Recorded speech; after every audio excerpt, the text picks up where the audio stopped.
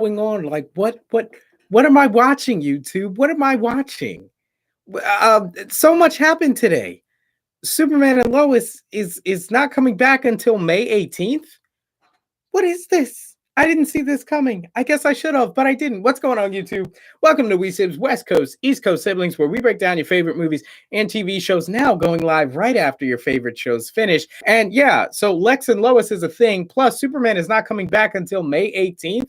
We're going to break it all down. Before we do, be sure to hit the subscribe button, click the bell, and going live now gives me an opportunity to chat it up with you guys in the comments during the episode. So let me know your questions. Just hit me up down there as we get started. So yes, so in this episode, Lex is back, and he's been gone for the last couple of episodes, assuming he was repairing his suit. Remember the last time we saw him, the machine, his AI was saying that the suit needed repair. So now the computer has located Lois Lane, and he knows that typically where Lois Lane is, Superman is not far behind. But in this, it's kind of like, okay, well, did you not think because she's not with you that maybe she could be with Superman? But he finds that out later in the episode. Anyway, I digress. So this episode deals with a couple of things. Number one, Morgan Edge and more gold kryptonite.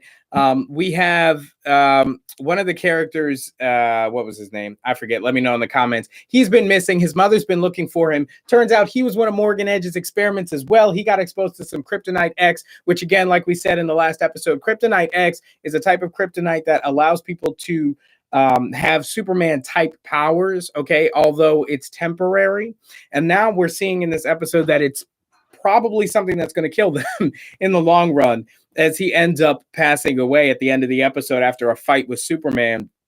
Now, one of Lois's friends ends up going into to follow him, okay, to that secret Morgan Edge facility, and she sees him getting into the device that gives him those Superman powers, and they've got this big chunk of gold kryptonite that they've been mining from the Schuster mines. Remember, Morgan Edge has been granted access, exclusive access to the Schuster mines, and he's using that to mine all that gold kryptonite. So he gets more exposure to that. It seems like they have to re-up these people. Otherwise, not only do they not have their powers, but apparently they die. So I don't know why anybody would sign up for that, but he did. And so there are the consequences to that.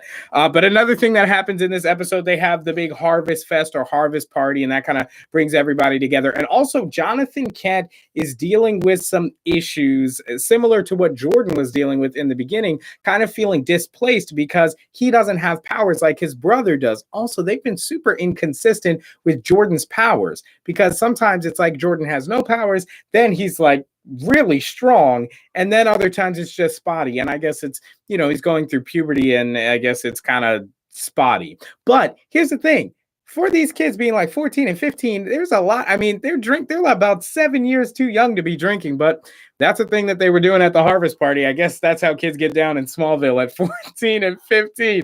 I couldn't believe it. By the way, these kids are like really, they love to mouth off to their parents. I'm not, every parent's got to parent their kids how they want, but they're just yelling at Superman. Now, if my dad was Superman, I would not say half of the things that this kid says to his father. I mean, listen, not assuming that he was gonna, punch me or anything, but just the fact that he could, it seems like he would get a little bit more respect. But anyway, now it's not so much Jordan that's having the issues, it's Jonathan, because Jonathan, he now has no powers. His girlfriend dumps him, and he's probably not going to be on the football team at all. So he's having a crisis. He wants to leave Smallville, and this reminds Clark of a time when he was younger and also wanted to leave Smallville after his father died, and his mother, allows him to go away, on a bus for whatever, and I guess he has his first experience kind of away from home, being more independent. And that's kind of what these kids need at this point. They're looking for their independence. They're kind of just in that stage of life where they're learning who they are, and then they're thrust into a completely new town with all these different things. And it's totally flip-flopped, because the life that Jonathan Kent had, now Jordan is having with Sarah, his new love interest, although at the end of the episode she says she just wants to be friends. But he's also, got the powers that they thought John would have, and he's also on the football team. So it's completely reversed. And so now Jonathan is having a crisis of identity, really. So also in this episode, at the end, we get the return of Tag Harris. He was the person in the last episode, the friend of Jordan and John. He had got those vibe powers. Like he was shaking all around the place. Not going to go any further with that. And so he got sent off in the last episode to a facility, a special school for gifted youngsters. X-Men, anybody? And so now he's back already. He must have escaped from the facility.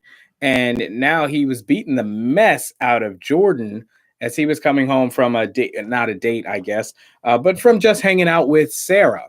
So, and he also, did anybody notice? I mean, it can't be a coincidence. He had a black, like, sweat hoodie on with a yellow, like, X on it. I'm like, they totally ripping X-Men. So that happens in the episode too. A lot to look forward to. It kind of ended on a cliffhanger, and I guess it makes sense because we're not getting any more Superman and Lois until May 18th. So it's about a month off, just about a little, like a month and more than a month and a half away. I don't know why.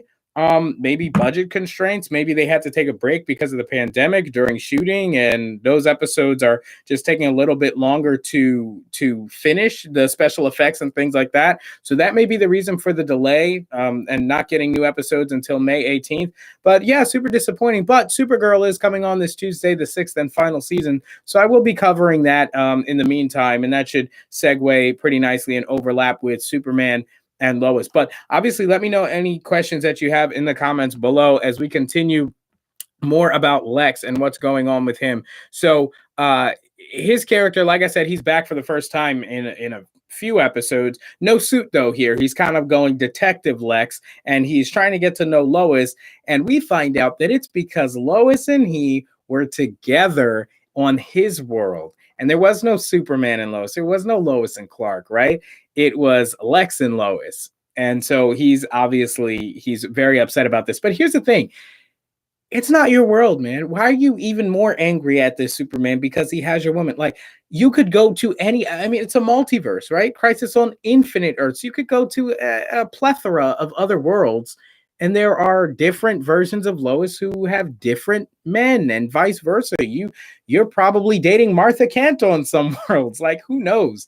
So I don't understand the built-up frustration with him.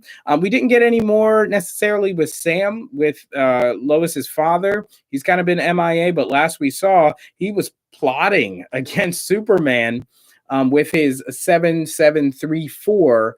What would you call it? It's kind of a mission, or protocol 7734, and that's to hell and back, which is something that Lex referenced in the beginning. That we had first heard of that from him, and so now it seems that he's either gotten in contact with Sam, or somehow, some way, even with the dog tag, Sam is like on Lex's side now as far as the whole evil rogue Superman.